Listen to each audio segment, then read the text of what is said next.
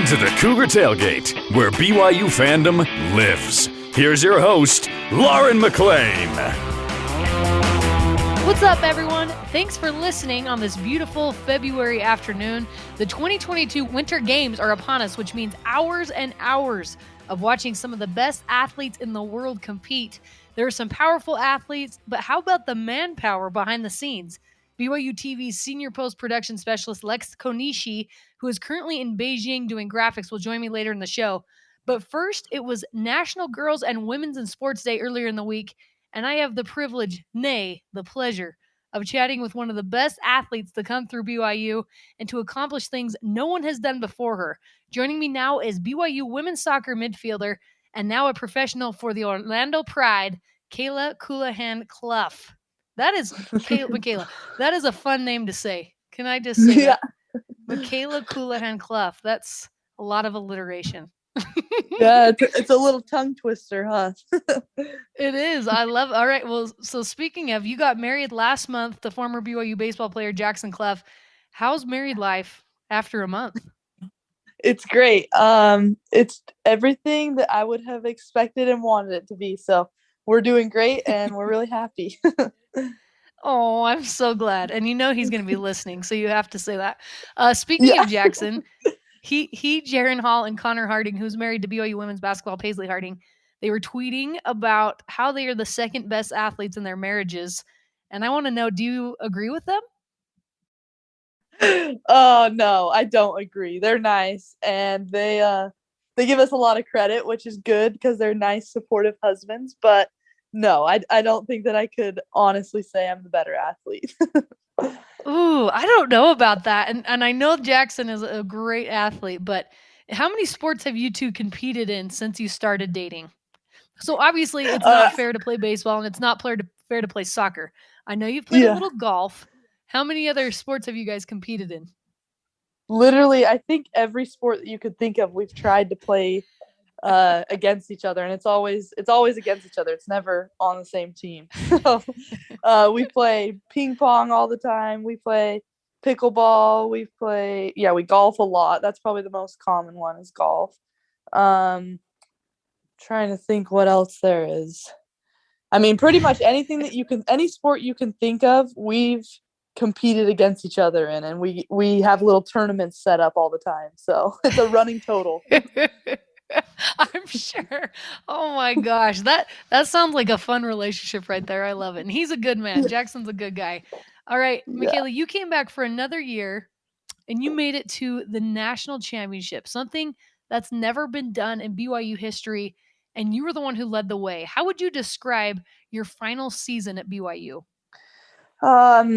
It was definitely a very fun year. I think that it was kind of a year that was unique because we were granted this extra season that nobody expected. Like, I never expected to play in fall of 2021, so it was like this thing that we willingly accepted, and we all all of us seniors at least chose to be a part of when we originally didn't have that in our plans. So I think that we just took advantage of that because things leading up to it had been different, and we had this weird spring season before. I think we were just lucky to have one last final run at it that was normal, and that we felt like we had a good team set to compete together in. And so I think that with that opportunity came just a lot of gratitude, and we took advantage of it by enjoying everything. We knew it was for real our last year this time. And previously Santa Clara had won the national championship, which kind of just put things into perspective for us and showed that a team in our conference that we're very familiar with won it. And so it kind of showed that we are definitely capable of the same thing. And so I think we set lofty goals right from the beginning, and it was a really fun year, and it was fun to battle with as a team collectively and just grow strong and develop these relationships on and off the field. Well, man, you guys were the team of the year for BYU, far and away. So much fun to watch you guys. There's so many incredible athletes on that team. And although you guys lost in the national championship, I mean, no one likes to lose. Fans don't like to watch their team lose, but it was that feeling of, even though you guys lost, like, man, that was so dang cool. Like, even just watching that, Yeah. just you guys competed to the very, very end. So I know how I felt as a fan. What was that like for you being in the national championship, even though you guys fell a little short? Yeah, making it there in itself was like a huge accomplishment, and I think going into that game right after we beat Santa Clara in the semifinals, we beat them in PKs, and I think we were just kind of on a high, like finally we got past Santa Clara on their home field, which technically shouldn't have been their home field, but it was, and so we got past a very tough opponent in a hard location, and we were playing for the national championship, which was, like I said, the lofty goal that we had set from the beginning of the season.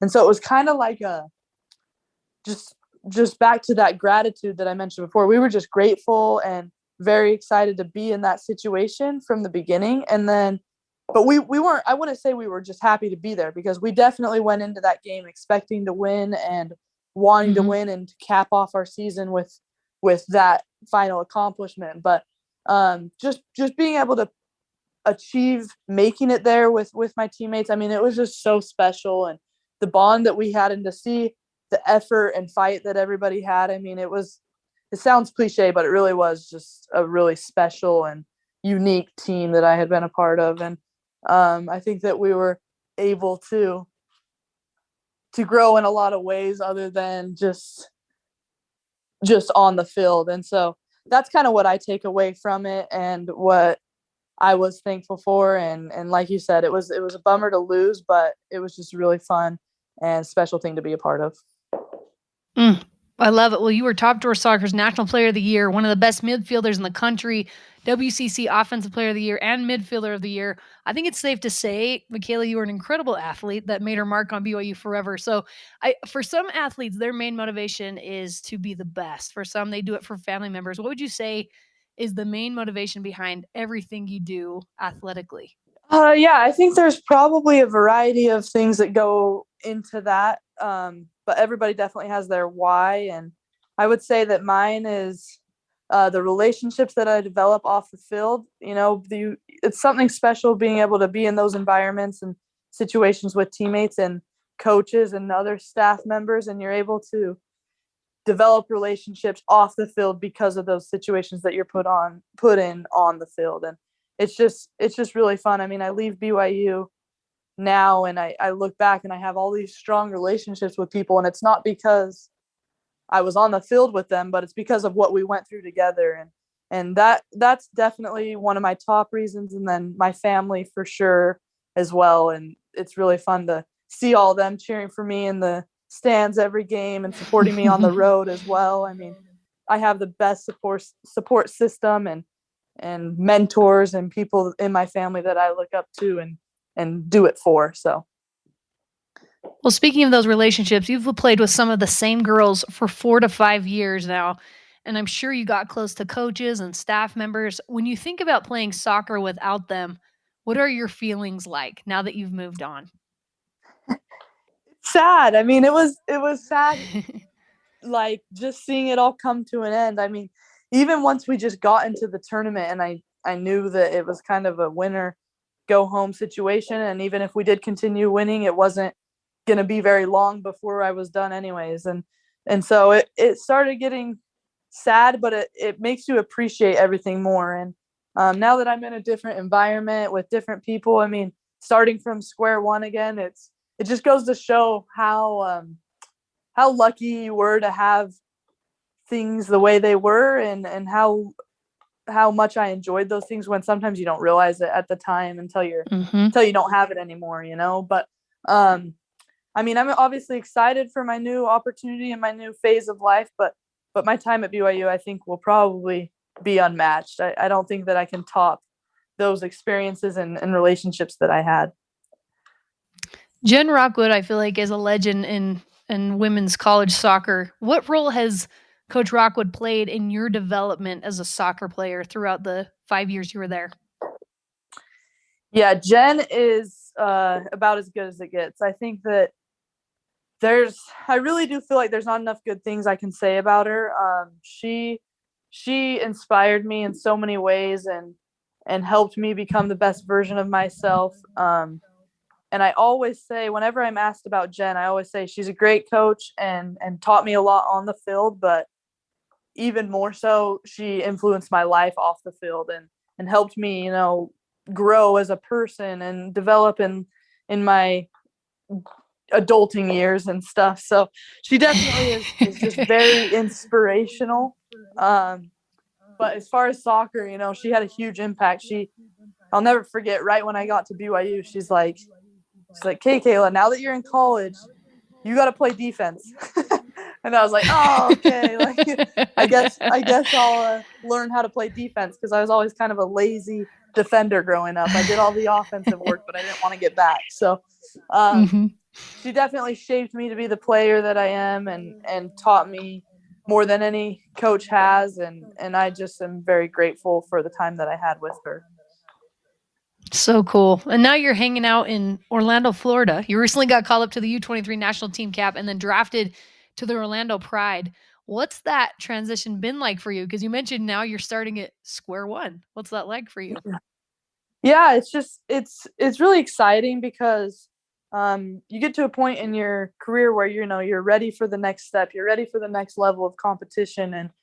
And so now that I'm here, I'm just excited and ready to grow even more and learn as much as I can, because it is a whole nother level. And I mean, I show up to practice every day with Marta, who's obviously the best in the world, or has played in at the very highest level for as long as anybody has. And so I'm able to learn a lot. I'm super excited for that. And I think it will just take a lot of time to grow and a lot of work to learn from the best that are there. And you show up every day, and it's a different environment, because everybody's there because it's their job, and they want to become the best, so it's not, everybody does it for fun still, and it's still enjoyable and it's exciting, but it's a business. So people are there to make you tougher. Oh, mentally, physically, emotionally, I'm sure all of that too. It's got to be completely different for you. And well, we're all rooting for you. And National Girls and Women in Sports Day was this week.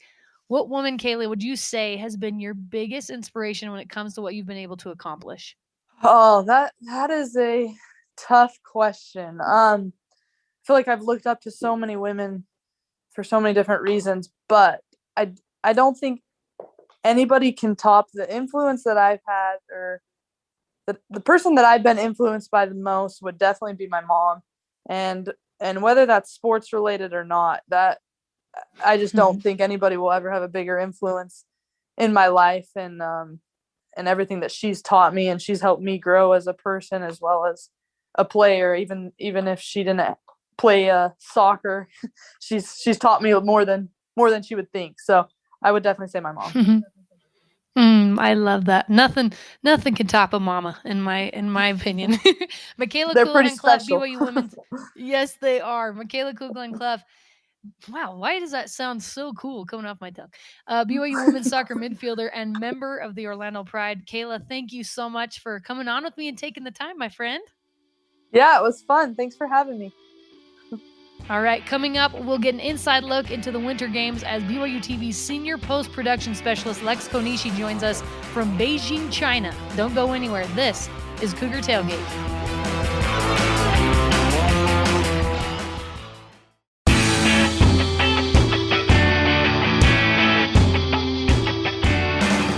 Welcome back to Cougar Tailgate. I'm Lauren McClain. The 2022 Winter Games in Beijing, China started this week. And there aren't just athletes gathered from all around the world, but also those who are behind the scenes. Joining me now is BYUtv's senior post-production specialist, Lex Konishi, who's currently in Beijing doing graphics for ski and snowboard cross, along with ski and snowboard slopestyle events for the 2022 Winter Games. Thanks for arranging your crazy schedule to come on with me, Lex. My pleasure, Lauren. Thanks for having me. Okay, so when did you actually arrive in China? I think I arrived on really early on the 28th, if I remember correctly. So it was something just shy of 30 hours on a plane. So Oh, so has this your first time in China? first time in China, yes. Okay, so for those of us who have never been to Beijing, China, which is probably the majority of us, how would you describe what it's like there? Well, that's a tough question just because, number one, we're here under the auspices of the Olympics. And so the experience is always kind of different just because we have this different access to the host city that most people don't really do. On top of that, there are a ton of COVID procedures and protocols that we have to follow. So um, I was in Beijing for 2 days for training at the IBC, and I saw the inside of my hotel room and the inside of the IBC and what I could see of downtown from a bus. So it's like I said, it's a little bit different. And currently where we are, we're about let's see, it's supposed to be about a 2 hour drive, but it ends up being about a 3 or 4 hour bus ride from Beijing. That far north. So it's like And the you have to do distance that between every Salt single Lake and day? Logan. No. Wow. We're actually staying right up here on the hill. So it's Okay. think of this as a big ski resort with hotels that are right on site. So and that's where we're staying. So you're kind of in a bubble there, which makes sense, but I'm sure they have to feed you, and I'm assuming it's probably native Chinese food. I don't know. I love different types of food from Very around much the so. world. I wouldn't I wouldn't call myself an adventurous eater by any means, but I appreciate those who are. So, what's the most interesting thing that you've eaten so far since you've been there?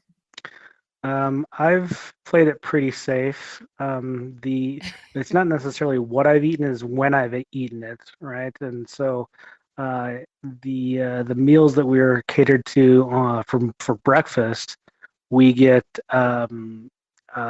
basically like you go to a restaurant and order a Chinese meal at a Chinese restaurant back home. That's what we're eating for breakfast too. We have noodles and dumplings and um, oh, I take that back. There's one interesting dish that was served. They have chicken sausage for breakfast, which was kind of interesting. It looks like bread, but it's just white meat that's sausage-fied, if that makes any sense. Yeah, that would definitely take some getting used to for Yeah. me. Are you in the same place as the athletes, or is the crew that's working on the production in a different spot? No, we are not in the same bubble as the athletes. In fact, we have pretty strict protocols to keep some pretty specific distances from the athletes to avoid any sort of exposure to the athletes. I think most federations, you know, agree to big competitions like this based on the safety of their athletes first and foremost, and so that's rule number one in all of these competitions, no matter where we go, whether it's the Olympics or any other international competition. They really kind of isolate the athletes from everybody else. And quite frankly, normally in all the other Olympics I've been to, non-COVID related, we didn't really have a ton of access to the athletes either. Um, so we're very much separated from them. And as near as I can tell, most of the OBS crews that we interact with are in our same bubble. We're in this, fairly close to each other, but there's still a ton of isolation that's happening. That's crazy. It makes sense though. So you got to cover some quick Yeah. paced, exciting events with the ski and snowboard cross and slope style events. How are you picked to do those specific events? So the way it works with OBS is they have team leaders that are basically in charge of establishing who their crew is. And our team leader is Nate Hill. He's a California-born but BYU alum that has lived in Utah most of his adult life. He owns a company in Provo called JTV, it's a small production company, and he's our team leader. And basically for this Olympics, any associations, because we had a bunch of crew members have to back out last second because they tested positive for COVID and they couldn't even get in the Oh country. man. They couldn't even leave the country. Actually, they couldn't even leave the states. So this one's a little bit different. But normally he picks the best of the best of all his acquaintances and of all his goings on and tries to stack his crew as much as possible. And so that's how we get on the crew, and then how he's assigned to a venue or a sport is very much they have a group of coordinating producers that are in charge of overall venues and disciplines, and he's been doing this for a very long time, and so he's just developed a reputation. This particular event is potentially going to have a lot of eyeballs on it, and so they generally assign stuff to crews that or team leaders that they have a lot of confidence in, if that makes sense. Yes, well, that's flattering to you because I was watching some highlights of those events, and they are awesome. So I know a ton of people are going to be Yeah. watching those. I'm assuming you're extremely busy. You've been there a little under a week. There's a ton of protocols in place. Like you said, you're in a bubble. But what does a typical day look like for you so far? Well, I haven't even gone into the typical days. This has all been set up and testing that we've been doing for the last week. Some of these guys have been here longer than me. I did my first 2 days of in country in the IBC in Beijing for training on the OBS just changed to new graphic systems, and so they usually bring me in for a couple of days of training regardless. But this was particularly important. So I spent the first 2 days in Beijing, and then took the train up here, um, and basically have been spending the last 3 or 4 days setting up, my workstation and getting all the workflows down, meeting all the people I need to interact with and talking to, while everyone else has been setting up cameras. The slope style, the first event that we're doing, has 35 cameras on it. So there's a ton of equipment that's getting driven up the hill on the mountain, and uh, put in place, and we're dealing with very much sub-zero temperatures, and they're having to constantly fight the elements in terms of getting those pieces of equipment working and functioning correctly.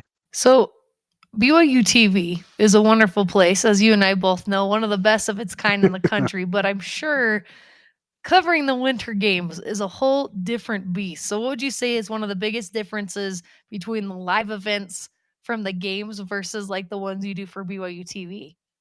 In my role, or just in general? Yeah, just in general. I mean, you mentioned there are, like dozens of cameras, which is different for starters of what we do at BYU TV. But what are some of the other differences? I don't know. We've had some football games that have had almost as That's many true. as many cameras on it. Yeah, comparing it to That's true. BYU TV is not necessarily fair, but comparing it to the rest of the world, the rest of the broadcasting in the United States is it's vastly different. They generally, companies are rolling out new equipment at the games, like Panasonic and Sony. They generally are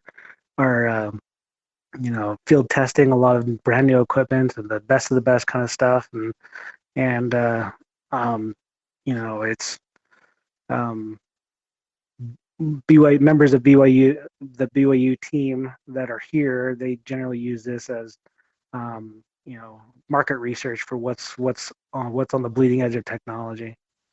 Mm. So comparing that, the biggest difference between that and normal television in the States is, um, they want the best broadcast, on the planet, for the best athletes in the world, and that's what they aim to do. And so it just has a completely different feel to it, just because they've already planned months and months and months in advance for having um, all these intricate plans and complex plans of how to deliver these games to the world. So I don't know if that makes Lex, sense. you've done. Yeah, it does. It does. It's incredible. And you've done graphics for the games for a number of years now and traveled all around the world. What would you say has been your favorite place that you've been able to go to? Well, theoretically, it would have been the last Summer Olympics in Tokyo because my family's Japanese and my wife speaks Japanese, and I have family in Tokyo that we should have been phenomenal, but COVID has really kind of just put a damper on all of it. It's because you're basically grounded for the time that you're here, and you've been a bad boy, so you have to stay in your hotel room, kind of thing. But that said, Tokyo was still an amazing experience despite COVID, and it was fun. But if I were to pick my favorite, my first games were in Rio, and that will always hold a special place in my heart just because I had an amazing experience and just kind of immersed myself in the Brazilian culture and went to famous places like Ipanema and Copacabana beaches and saw some amazing things and yeah, it was you get to experience stuff like that all the time, no matter which games you are. But I think your first always kind of holds a special place in your heart, no matter where it is.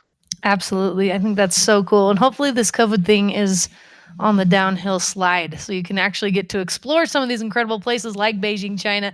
BYU TV's senior post-production specialist, Lex Konishi, who is currently in Beijing, China, covering the Winter Games, is with me now. Lex, thank you so much for taking the time, and I will let you go get some sleep, my friend. Thanks, Lauren. It was an honor being on your show. Appreciate it. And that does it for us today. Thanks again to Mikayla Colohan and Lex Konishi for coming on the show with me. You can join the Cougar Tailgate virtually, of course, every Saturday at noon Mountain Time, or download, rate, and review our podcast on Apple, TuneIn, Stitcher, Spotify, or on BYURadio.org. This is Cougar Tailgate.